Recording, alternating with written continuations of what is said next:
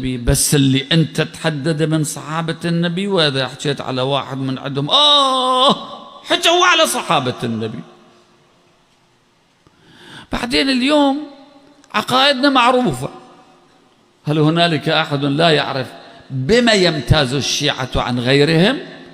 بأنهم تمسكوا برسول الله وبذريته عملا بما قال النبي الذي لا ينطق عن الهوى إن هو إلا وحي يوحى.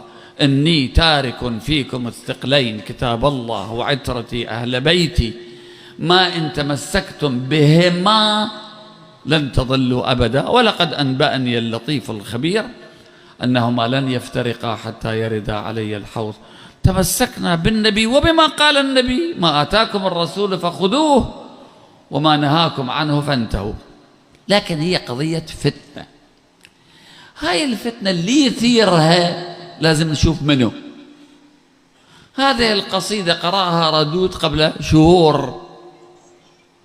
شهور، قرأ هذه القصيدة، لكن خلوه قبل 40 حتى يغطي على زيارة 40. يا عمي الحسين بنص كتاب الله، كتاب الله عنده آيات بحق الحسن والحسين بالإضافة إلى فاطمة الزهراء والإمام علي والنبي. يعني آية المباهلة على رسول الله نزلت، وبإجماع المسلمين النبي جاء ومعه علي ومعه فاطمة والحسن والحسين، والآية تقول فقل تعالوا ندعو أبناءنا وأبناءكم ونساءنا ونساءكم وأنفسنا وأنفسكم. هذه آية واضحة في حق هؤلاء. سورة الإنسان بحق من نزلت؟ بحق أهل البيت، بنصوص القرآن، بنصوص النبي صلى الله عليه وآله وسلم.